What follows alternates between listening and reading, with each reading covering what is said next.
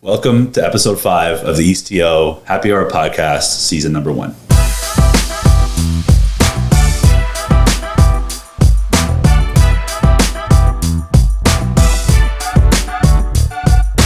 I'm Shane Little. And I'm Jenny Simon. And we are co-hosts of the EastTO Happy Hour podcast. We are realtors with the Richards Group Remax Hallmark, and we live, breathe, and work in the East End. We want to introduce all of you to our awesome friends, business owners, and interesting people that we know and are going to get to know in the neighborhood.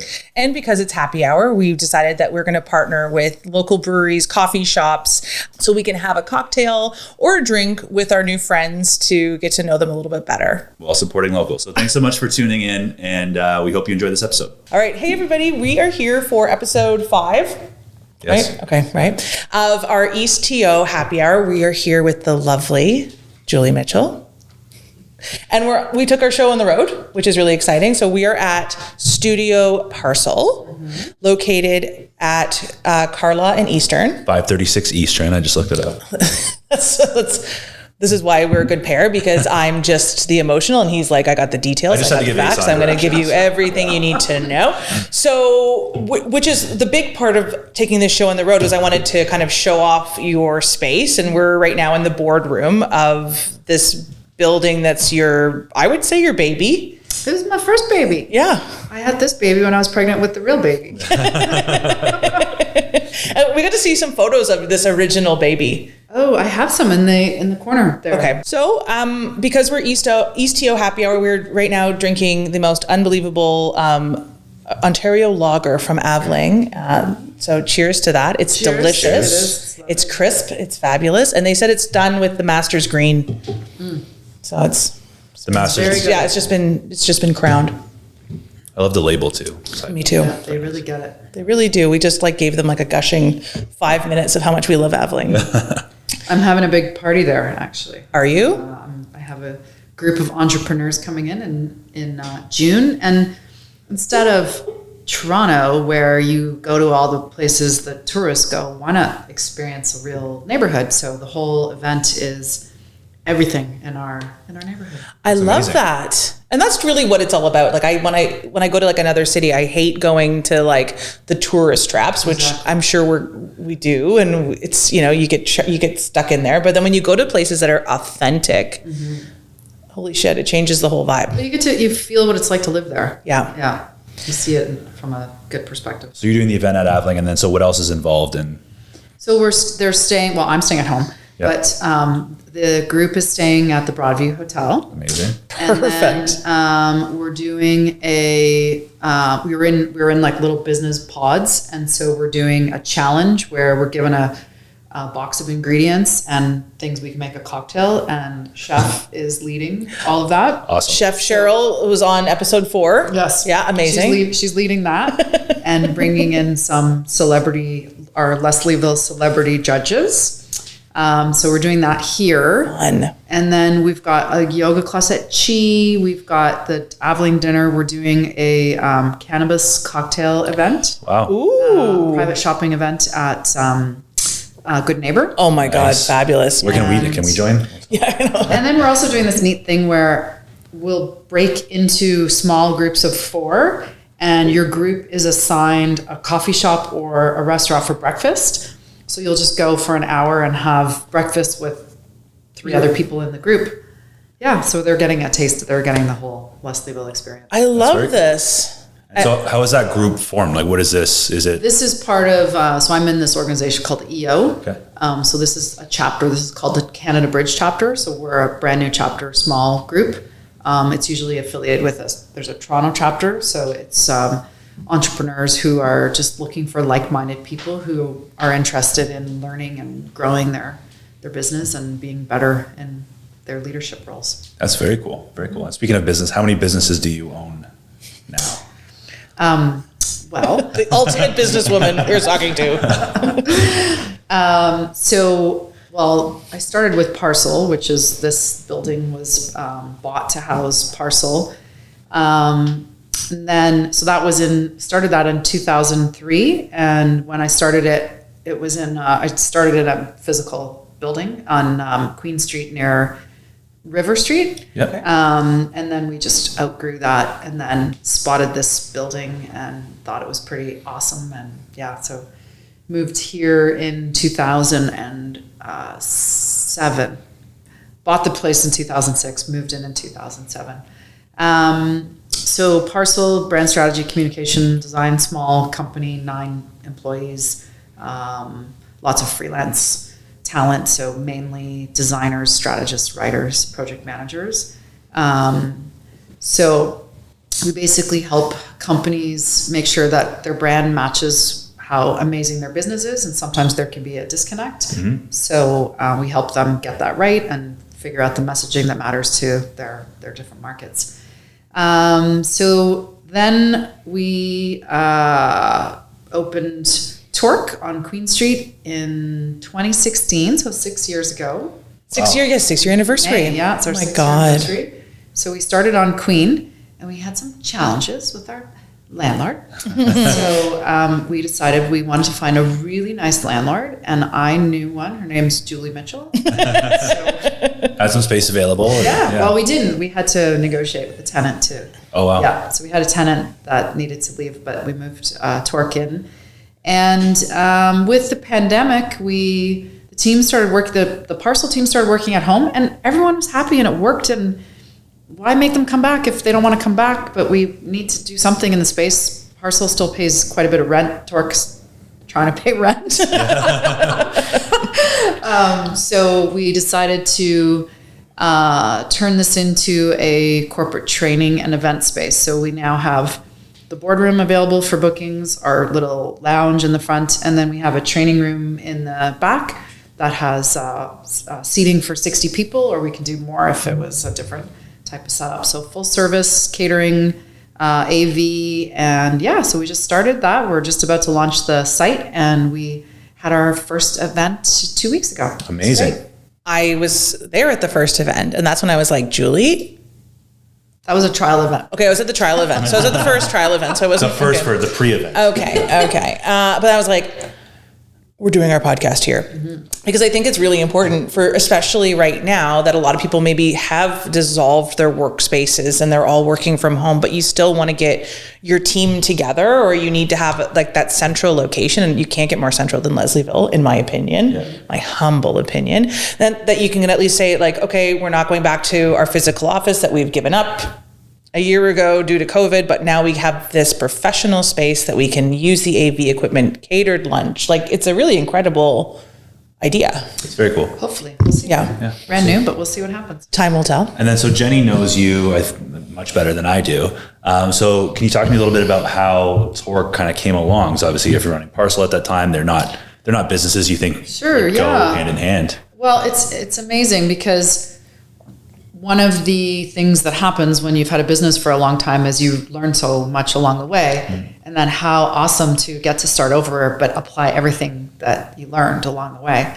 So, plus you can be a dream client to yourself in terms of the branding. And, So I think the idea for me was I had brought partners into Parcel, and I kind of missed having my own thing, like I wanted my own thing again. And the partners were taking on different aspects, and I had some time, and in my travels, I loved spin. I went to a lot of really amazing spin studios all over the place, and we just didn't have that in Toronto at the time. We had Quad, which I loved, and I went to Quad, but we didn't have anything like SoulCycle or any of these, amazing brands. So Torque was about picking elements of everything that we loved about all these different studios, but creating our own brand and applying all that business learning and, starting out being very intentional about the kind of company that we wanted to create. So that was the idea. The location that we were in on Queen Street, it's the only location I looked at.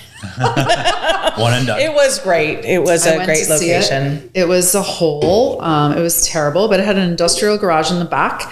And the price was right, and the landlord was easy. The original landlord was easy to negotiate with, and yeah, it was quite a little dream project. Really fun, really stressful, crazy,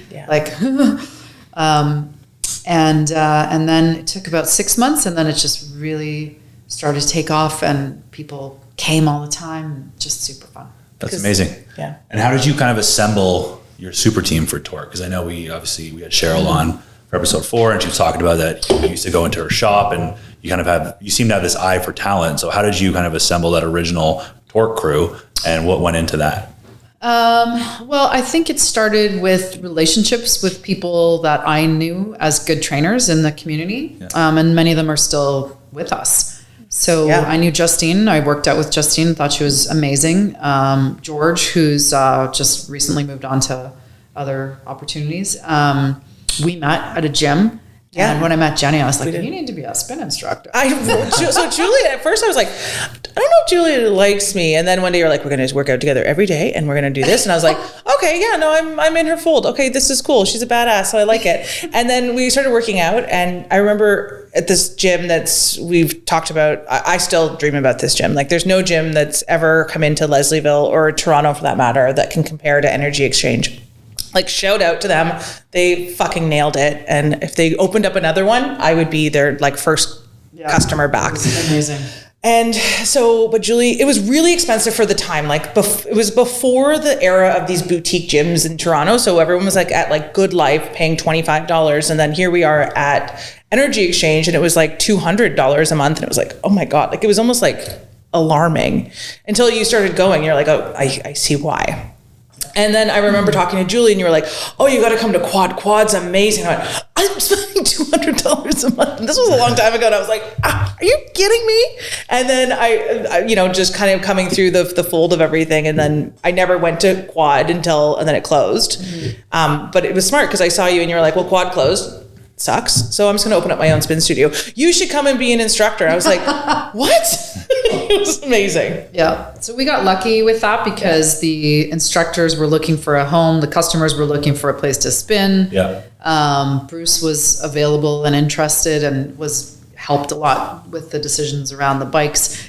Bruce introduced me to Cheryl, who's been a fixture from the beginning. Absolutely. I knew Charlotte because we used to spin together at Mayfair. Just all kind of happened from there. Yeah. Laura was a instructor at Quad. Anouk was there, and everyone wanted a new home. Yeah, so it made it easy. Yeah, and it's pretty cool, the community that's just formed around that too. Yeah, for sure.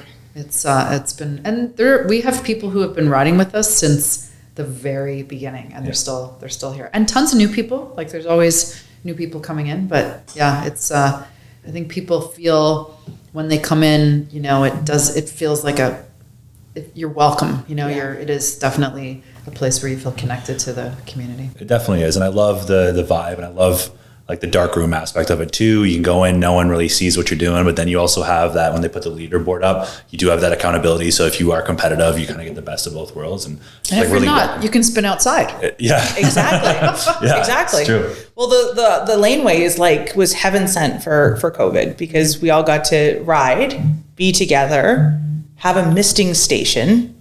It was amazing. That we had the opportunity to experience that here, and I think you're going to be doing that again this year. Mm-hmm. Yeah, we're opening outdoor. May it'll be open May to October, end of October. So, and what kind of how many bikes are you going to have outside, or is that still kind of up in the air? Well, I think we'll have probably 15 or 16 outside. Nice.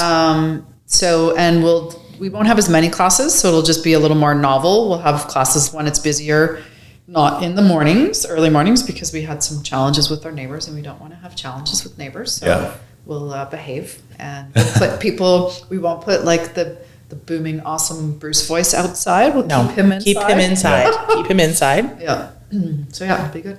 That's amazing. Yeah, and you guys pivoted pretty quickly. It seemed like, at least from the outside, when COVID hit. So I remember early on, and this was just almost listening through Jenny, but the air systems, you guys were on top of those. You changed everything out, right? Getting bikers outside, getting that online community, shifting to all that. So what did that process look like? Well, it's interesting that the HVAC system, that was a bit of a fluke because what happened in the original location, what that we didn't understand was we had a really good HVAC system in the original place, but air conditioning does not work in the winter. So people don't need air conditioning in the winter unless you're working out in a spin studio. Right. So what you see in a lot of these places is about 20 minutes, 30 minutes into a ride, everything gets really steamy and the windows fog and there's like sweat on everything. Yeah. And we were like, why does that happen?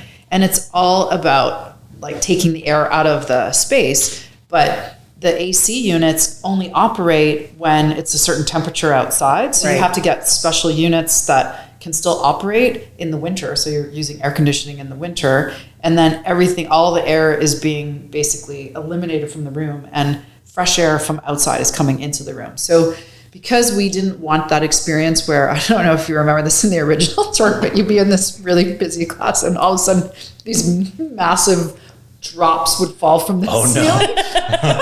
And you feel like it was like all the sweat going out of the ceiling and then they start down these I remember that. huge drops. Yeah.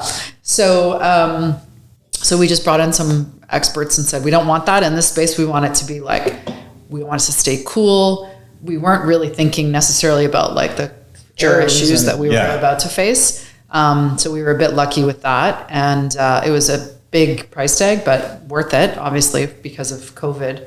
And then the outdoor was funny because we had the lane. And I said to Derek, what if we try it in the lane? And he said, it's not going to work. It's like ugly out there.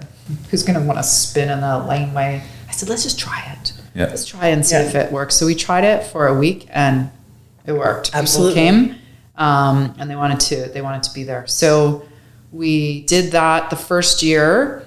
We didn't have the roof, and then we really quickly built the roof. So we built the roof in the end of the season so that it would be ready when we opened the next season. Right.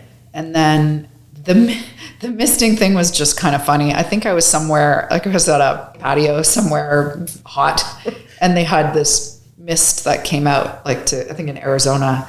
And I thought, I wonder if they have that here. And then sure enough, they had it. It's so good here. Yeah. So we have the mist line. So we'll do that again this year. It's so good. When the sun's beating down and you're hot, and like the whole point of working out is to get really, really sweaty, and you don't care if you're getting like more wet, but it was just like, you were like, please put that misting station on, just turn it on. And it would go on. You're like, oh, thank God. Okay. I can do this. I can do another song. It was so well timed. Yeah. It was so much fun. Novel, but fun. It was. Novel but fun. Totally. Yeah, and I think people were looking for that kind of escape, like talking about biking on a laneway. People were looking for those options, right? And like just going crazy. Jenny is a little bit more extroverted than I am, and she was, like scratching at the walls for the group exercise, things like that. So I think having that option for people is huge. Yeah. I think another nice thing about it was when you're in the lane spinning and the traffic is stopped, everybody smiles, right? Like 100%. And they're taking photos, and if they wave or honk, then we all go. It's so fun. It's so fun. And Cheryl's out there like calling out the cars. Like it's just like hilarious. Like you can't go but like not have a great time in that laneway. I'm also partial to the indoors. I like the dark. I like the dark. I like the air. Loud music. The music is so loud, you just get lost in it. And I find that like I've spun like you at a lot of different places. There's something about Torque that you guys have just like got so right. And I think it's from you instilling the energy of like, it just feels good to be here. And you've always had no problems. It's always like, let's fix it. Let's solve it. Let's make everybody have the same experience. And it really bleeds out. Well, thank you. I think, one of the things that we wanted that's been great about Torque, but it makes it different than some of the other places, is that data capture and the report that you get. That's cool. I like that a lot. Yeah, it's fun. But honestly, I feel like it's the team is amazing. Like the Torque team has been so great, and it's so satisfying to have people who have been here from the beginning. But yeah, that part of it's been really fun. Well, it's great too because you have a really great assortment of instructors, and you could go to any single instructor, and you're going to have a great class. You're going to hear great music. You're going to have a great workout, and you're going to look at your metrics, and you're going to be like, well, like you're just always going to blow the top off. And not the case at a lot of different group exercise facilities where you go, oh, I'm going to go see this person. You're like, oh, my output's never going to be that great when it's X. And I feel like here at Torque, I've never felt that way. I've always walked in and going, if I'm going to see Bruce, Jill, Justine, it's always going to be great. It's always going to be hard. And I'm always going to leave going, I feel better that I came, but thank God I'm gone. Yeah. And even with Shane, because he's not a group exercise guy. I'm being converted into one. And Torque is the main conversion. And it was turning those screens on. And he was like, well, I have to work now. And it was like, he leaves and he's like just pumping and it's so much fun. And so did you feel like when you were coming up with Torque, was it always about the metrics? Like, was that a big push? Well, I saw that at a club or a franchise in the States that's no longer around called Flywheel. And I thought it was brilliant. Mm-hmm. So we wanted to bring an element of that. I feel like what I did for about a year before we opened Torque was every time I was in another city, I would go to a spin and I would write down stuff. And I figured out a lot of things like, make sure that don't put all your lockers in one U-shaped thing because then it's jammed and everyone's in there trying to get at their stuff and it's no fun. Yeah. Spread them out, have them in different places. That piece was really key. Making sure you have music in the lobby, not just in the spin room. Studio, yeah. The bikes, we got lucky with the bikes because I preferred the look of a Schwinn bike, which was kind of the most popular bike at the time. And Stages was just starting to come out. And Bruce had seen the Stages bike and he said, you got to get these bikes. And we went and we looked at the Stages bikes and I was like, they don't look as nice. They don't match our brand. I don't know if we can do these. Because they do look a little bit clunkier, maybe, but I think that that was a really good decision. Yeah. The data capture thing was really only available with the Stages bikes. And what we saw soon after was pretty much every spin studio started to have Stages bikes, not with the consoles, but even SoulCycle started using the Stages bikes, a modified version, a customized version of it. Right. Yeah, those bikes are awesome. They really are. It's like a real true ride. It feels like you're really on the road, where the Schwinns feel a little bit more like flimsy. Mm-hmm. Yeah. Yeah. And under Cheryl's care, the bikes are so well maintained. Yeah. She was upset at me because she said I sweat too much the other day. Oh yeah. Thanks for leaving that pool of sweat on your bike. Sorry, Cheryl.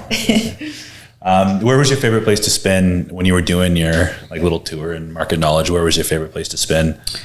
City wise. Oh, city wise. Well, I went everywhere. I tried so many different places. Every city I went to, I would find a spin studio and then I'd take my notes and go in there. And, the one I really loved was Flywheel. We went to Flywheel in Chicago. Do you remember that? Yeah, we did. Yeah, that we're probably closest to Flywheel than to any of the other ones that I saw. Yeah. So yeah. That is a cool thing though about group fitness, studio workouts, spin specifically, is if you do like to travel, you can, you can do that. You can go to different spin studios. You kind of get to know the city a little bit. You get to know a bit of the culture. It's not better, but just different than we always go places, we always eat and drink. So we're starting to add in, we're going to find a fitness club. We're going to go, make that part of our travel. Balance. It's just a different way, not only balance, but you get to see different people. You get to see a different side of the city you wouldn't necessarily see if you're just going out eating and drinking all the time, which is cool. So we met in the East End, and you're an East End gal. Mm-hmm. What brought you to the East End? What was your origin? You've always lived in the East End, or you came and you said, "Oh, fuck this, I'm never leaving." So I was actually, when I was born, we lived in the East End. We lived on Bowmore. Oh, cool. Oh, wow. Yeah, and then my parents bought in Scarborough something new, and then when I was 8, they bought a disgusting, musty old house on Springdale near Nice. Linsmore and Danforth area. And I was mortified because it was weird and I liked Scarborough. And then I basically never left. So now I bought my musty house version of the Springville house. It's like the exact same house as my house on Heward. Really? It's really funny. Like the same size. It's just that instead of it costing $30,000, it costs a lot more. Yeah. Yeah. So I basically have been in the East End since I was 8. Wow. So like 28 years now. Yeah. It's amazing. Time flies. Yeah. And so your parents, did they buy the musty house? Like, did they do it to renovate it, or did they? No, just they like the wanted musty a house. They wanted like an old musty house. They wanted the musty house. Okay. Yeah, and they were renovating it, and then we left that one and bought another mustier house. Mustier. So their taste is musty. Yes. Okay. Yeah. So and so therefore my taste is now musty. Right. So yeah, I love the old houses. Built in the early 1900s. Oh yeah. Yeah. If you can get 1800s, it's even better. Yeah, that's true. I know we're like huge fans of like the We Victorians. love Victorian, Edwardians. We're in an Edwardian now. We were like, well, it's gonna have to do. It's Victorian adjacent. Yeah. If we move, we'll move to Victorian. That's the cool thing about the East End too, is the character of the city. I think part of the reason, like we love Montreal as well. I love Montreal because of the history and the architecture. And I feel that I think there was 1 or 2 fires downtown in Toronto. Yeah. Not to get off topic, but that you can really tell like that kind of history. You can see it in certain pockets. I think the East End more so than some other areas. But I think part of that like downtown core is kind of stripped of its history a little bit because of most of it burned down, right? So Yeah, like I think when you can find those old houses, those early 1900, 1800 houses, it's really, it connects you to the past in a really cool way. So what's funny about staying in this neighborhood was when I was in my early 20s, my mother decided to move to Europe. So she moved to Europe and I rented her house. And then I said to her, why don't we buy a house together? Your house is paid for. You can put the down payment. I'll take the mortgage. And so my mom was living in France and this is pre-internet. And so she said, okay, let's do it. You have to buy a house that is detached. It has to be north of Gerrard, and it has to have parking. I'm pretty sure you got nothing of that, right? Okay. So I called my mom. I said, I found the perfect house, but it's south of Gerrard. It doesn't have parking, and it's semi-detached.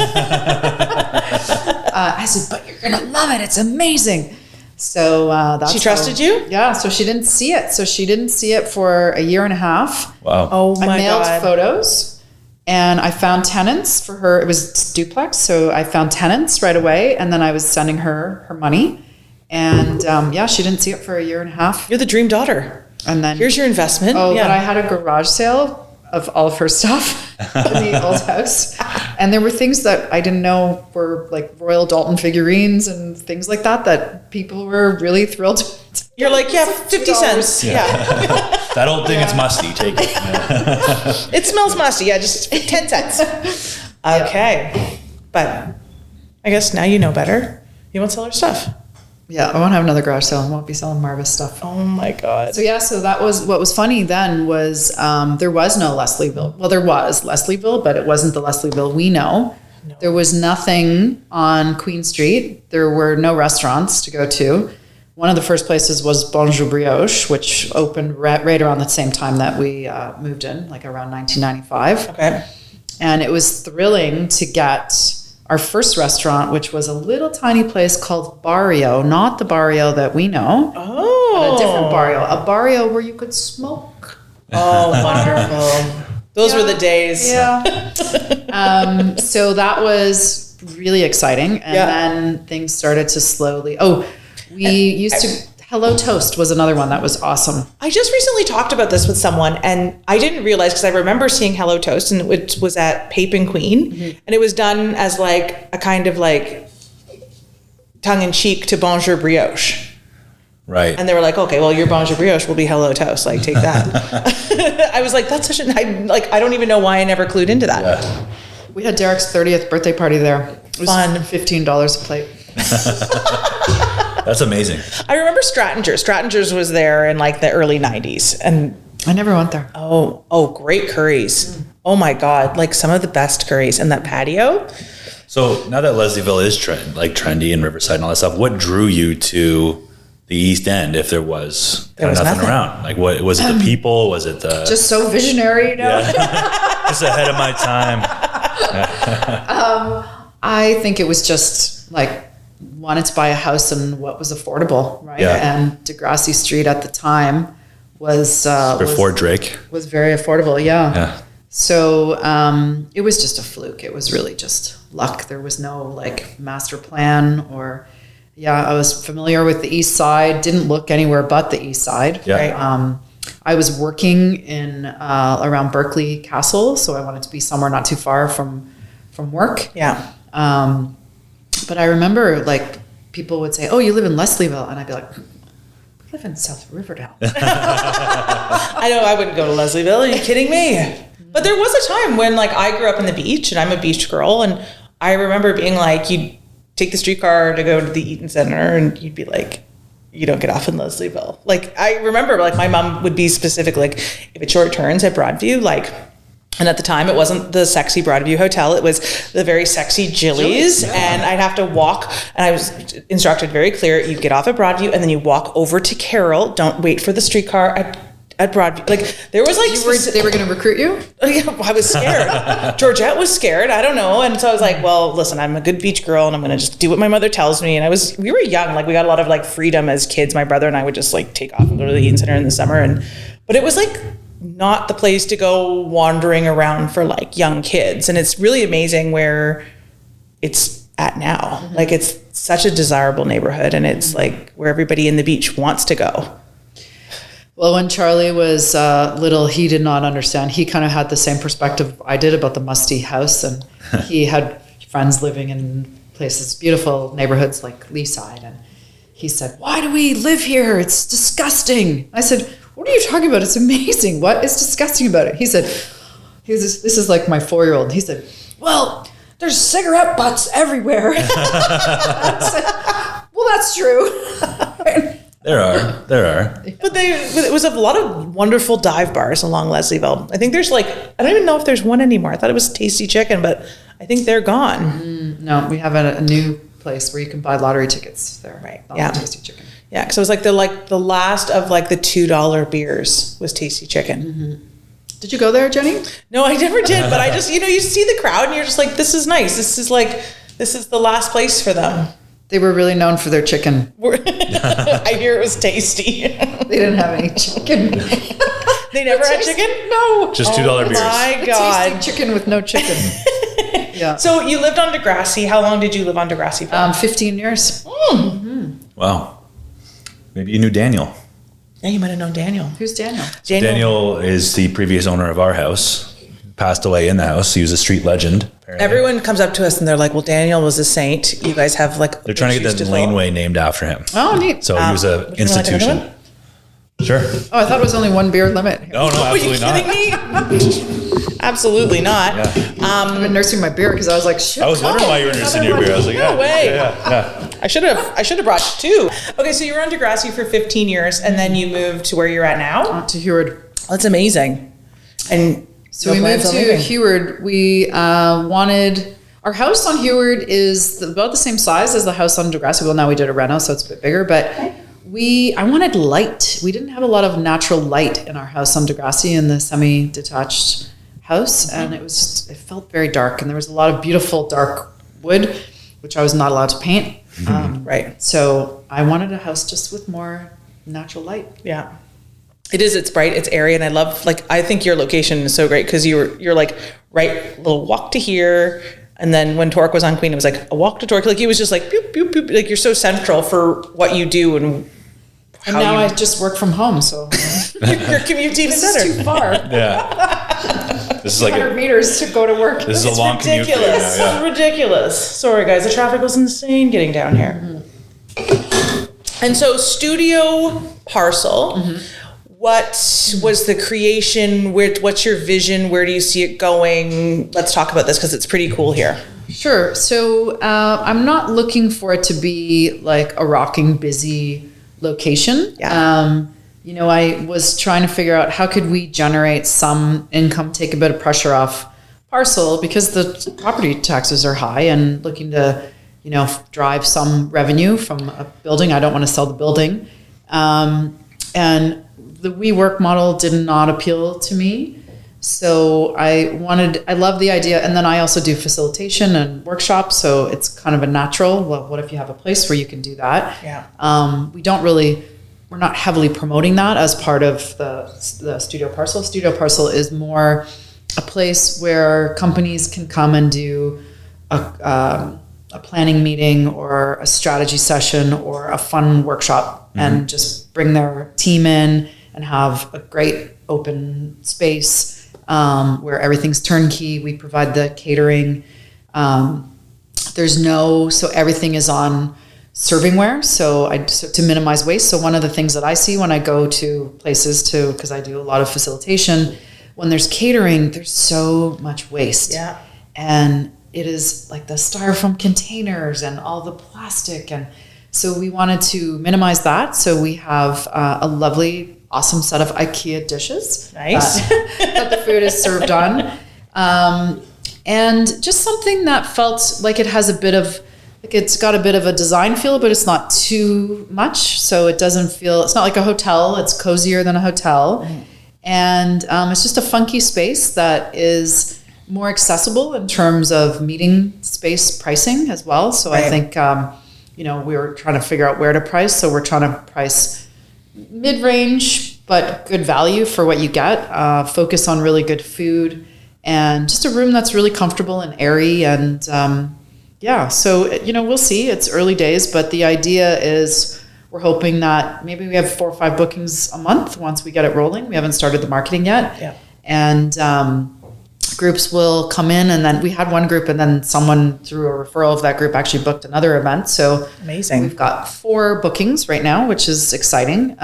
Pre-launch. We haven't actually launched. So once the site comes out and we'll do some digital marketing, I think people will come in and they'll get it, and they'll like it. And then the hope is that, hey, we've got a spin studio downstairs, so you could also do an event downstairs or outside.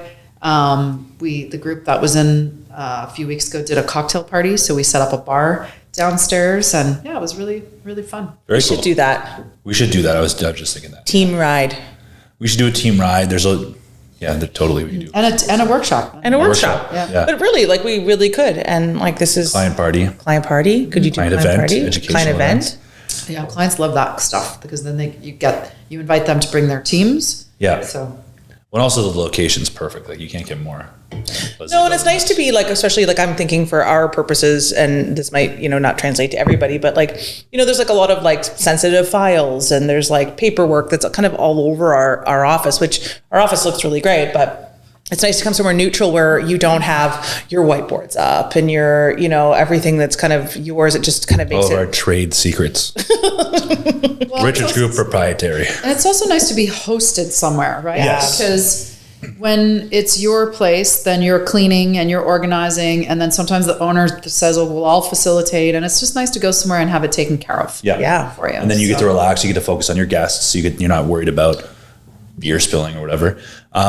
So the food, talk to me about that, because I do love food. Do you have a exclusive catering partner, or are you doing Well, no, I don't. So I decided I was going to do the catering first. Okay. So I have been doing some of the catering. So exclusive parcel catering. Yes. Yeah. So long term, I don't. So another business venture of yours, JulieMitchellCateringCompany.com. Yes, you can LLC. do all the shopping, cook until midnight. We'll open your eyes at 3 a.m. and say, "Oh my God, I'm so not ready. I need to get up and keep cooking." Yeah. Oh my God. So that was an experiment. I think just you want to get a feel for the kind of food and but the food was excellent, and unfortunately, that's part of why we got the referral for the next event. So you were too good. I have to.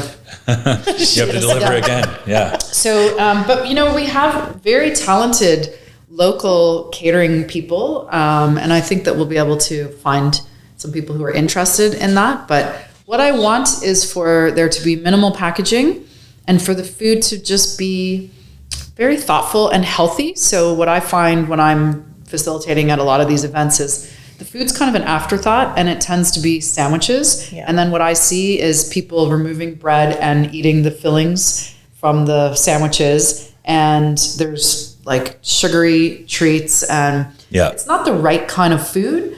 the finger sandwiches and all that stuff. Well, and finger sandwiches would be okay, but the big ciabatta buns. Yeah. So, and what you want is a little more variety and something that's going to make you feel like you're fueled, but you don't feel like I need to take a nap while my speaker is talking and we're looking at some pie charts, and it's like, I don't really want to do that. Usually you see like mediocre Caesar salads and then like sandwich trays. And, you know, so if you can have just some healthier options. So we had sandwiches, but they were little mini sandwiches and they were really cute and tasty. And delicious. Had hearty salads with protein and That's key. Mm-hmm. Okay. Well, now we're going to look out for Julie Mitchell, catering company.com. So if someone wanted to book into Studio Parcel, how would they do that? Through the website? So you can do it through the website, which is, studioparcel.com. Perfect. And there's a form, so you can fill out the form and put your request in. We're very transparent about the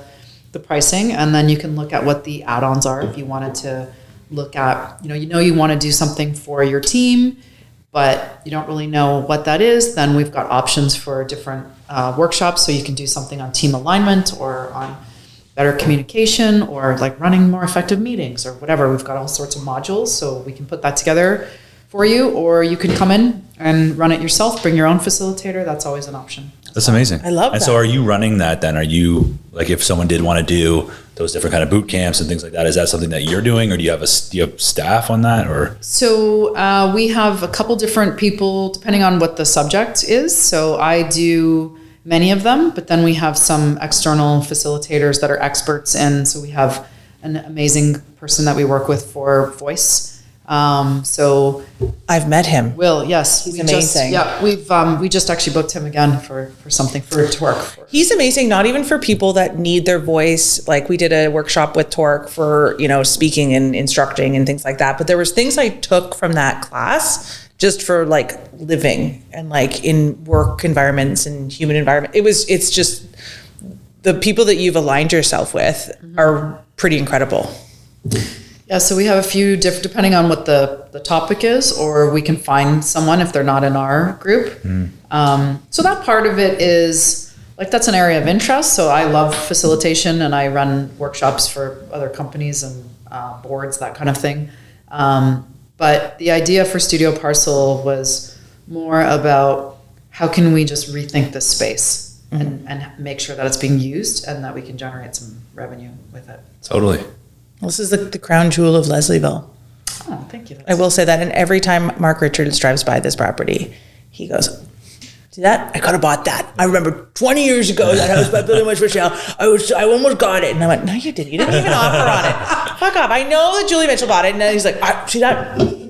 Oh my God. I missed an opportunity. Well, the funny thing about that experience, and Derek says that I revised this, but I actually remember it perfectly. We were on our way to Mayfair, and I said, I'd really like to go see that building. And he said, And then we went to Mayfair, and the next day I said, oh, by the way, I'm going to see that building. He said, that piece of shit? Well, it was at the time. Yeah. And so I went to see it. I took my mother, Marva, and she said, I think it's really awesome. I said, I think it's really awesome too.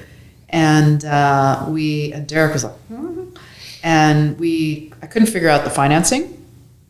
And Derek, at the time, or around the time, worked for a magazine. He worked for Toro magazine. Okay. And the owner of the magazine knew that I had purchased this little row house on Queen Street near River, and he said, oh, Julie, I think he's like the Italian Mr. Big.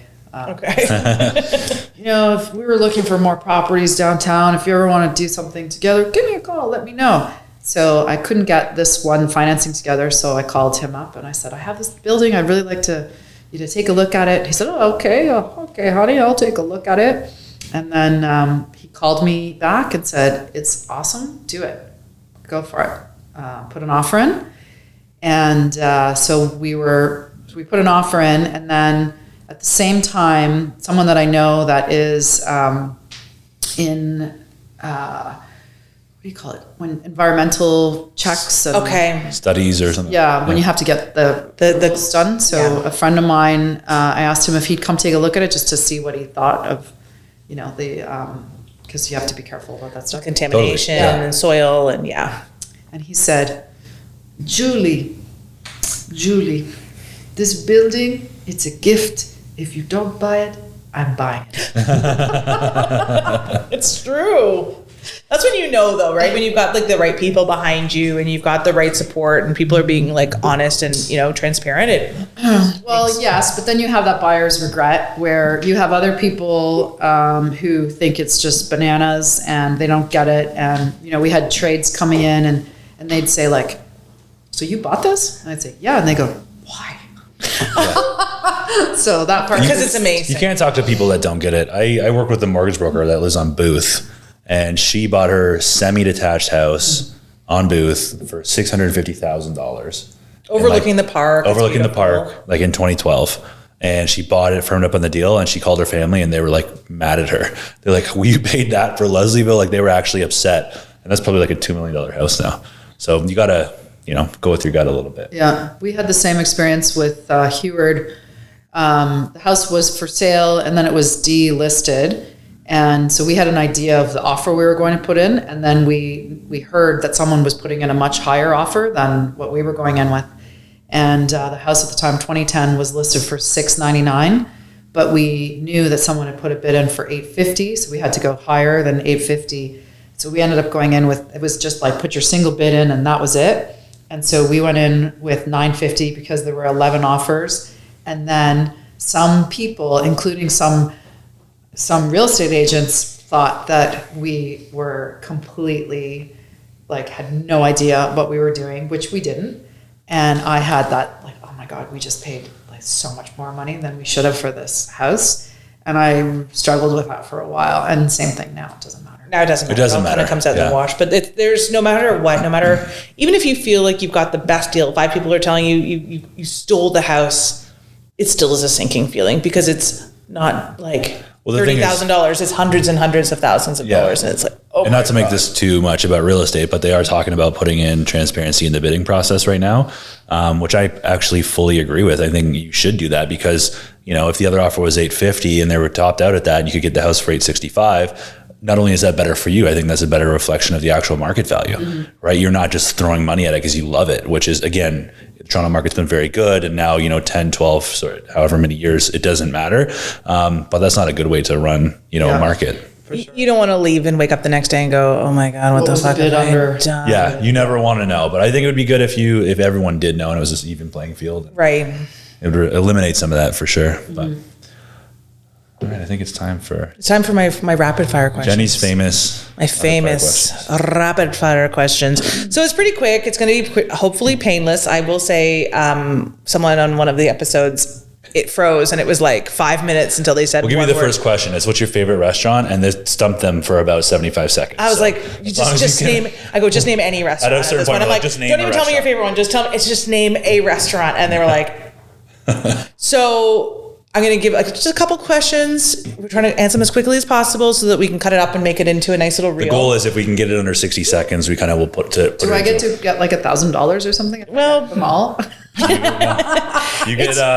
It's always nice. We don't even have another beer to offer you. It's always nice to say, to keep them East End concentrated. But if you feel that. Nope, nothing. I feel like you are going to be like, there's nothing west of DVP that even exists. But let's just... It's a black hole over there. It's a total void. Okay, so Julie Mitchell, rapid fire questions. And Shane's not even going to time me. He's so confident. I have faith in Julie. I think she's going to kill it. Okay, rapid fire questions. Julie Mitchell, favorite restaurant? East End. Oh, favorite dish there? Anything with Brussels sprouts in it. Favorite clothing store? Good Neighbor. Yeah, baby. Gym. Tour. Hello. Coffee shop. Pilot. Best burger. That's a hard one. Burger Priest. Oh, best pizza. Samira's. Yeah, I know that's your favorite place. Favorite brewery in the East End. Havling. Hello. Bakery. Bonjour brioche. Pet store. The Boathouse. Yeah. Favorite takeout food if you're a little hungover. Jazz sushi. And then favorite takeout, not hungover edition. The Thai place. BTK. Okay. Favorite dish there? Chicken. And your favorite bar? East Side Social. Nice. Nice, you killed That's that. it. That was the That was best it. one yet. Yeah, that was the best one yet. Yeah. We did favorite takeout, episode 1, Mark Richards, true to himself, true to form. He was like, hungover or not hungover? And we're like, you know what? Absolutely. That's a good question. I like Just Sushi, by the way. Those sushi was really good. That's a good pick. I answered for you with Samara's, but I feel like That's what I was trying to think of. Because he's like so sweet. they're so, He's so sweet. yeah. They're so like, underrated pizza there. underrated Apparently pizza their there. burgers are insane too. I haven't had their burgers. Yeah, I heard really likes that. the chicken burger there. Yeah. They're so great and they're so appreciative. That's what like my favorite thing about the East End is, like if you walk into a store, like even we walk into Good Neighbor and if Aziz is there, he is so like I talked to Aziz for like 45 minutes the other day. I met him for the first time. grateful, kind, generous with his time. But like it's just kind of everybody across the board in Leslieville with a business that's been here long enough to know that that's all about the community of like what everybody gives back and like the thankfulness that everybody has. Yeah. Totally agree. And speaking of thankfulness, we're thankful to you for joining us today. He's Mr. Segway. I am. I'm this. That's what I'm here for. I Thanks to segue. you guys and enjoy Montreal. I went to McGill, so I was there lived there for 5 years. Amazing. Love There it. last weekend. Oh, Awesome. What'd you do last weekend there? I went to my friend Eric's for dinner. nice. CG. And I stayed in Old Montreal at the Hotel Galt, which was fantastic. I went to Mandy's for lunch. Nice. Oh, the best Couple salads. dinners, awesome dinners out in not Joe Beef, but yeah, I just had some meetings there. So Very cool. We love Montreal. We've been to the Montreal like 4 times since we started dating and the pandemic started. Yeah, I love Quebec it. City is also really. We haven't done Quebec City yet. We've been to like the Eastern Townships. We discovered We this. discovered the Eastern Townships. We were trying to book an Airbnb for like this time literally last year, I think. Yeah. And everything was booked. So I just In picked- Ontario. But everything was booked, period. So I just picked the nicest looking Airbnb. It happened to be in the Eastern Townships. We booked a night in Montreal, stayed in Montreal, went to Jean Talon Market, got all our groceries for the week, drove an hour outside of Montreal to the Eastern Townships, found Bellany Spa, which I don't know if you've ever been there. It's like a hot, being in Switzerland. cold, It's incredible. It's fabulous. You know, we call that trip What? the Love Tour. The love It tour. is a We love did tour. the love We tour. did the love tour. Montebello, when we went, you could bring the dog. So we're bringing the dog. We're bringing Yeah, yeah. Dolly this weekend, but Montebello is something I want to like to go to because Mark was just talking to us about that. Yeah. So we'll need some tips on Got Montebello. some good travel zoo options for Montebello. Nice. Travel. Travel zoo was actually a client of ours. So. Really? Oh, no way. Great client. Tell them, can I rebuy my Fairmont deal, please? First time it came around, it was like a quarter of what it is. Like they've done it 3 times. Did you get in the first round or you got the second round? I got the second round. It was like 2600 $2,000. Yeah, the first time I did something. it was like $16. I was like, Derek, this is. How many can we buy? Yeah. Yeah, I only bought the one and then I bought the second one, but yeah. It's so good. Yeah. Well, thank you Thank for your you. time. I love getting to chat with you, and I just adore you and thank you. And fun. thanks for having us on the road. Thanks, Asan, Yeah. for coming on the road. Thanks, Asan.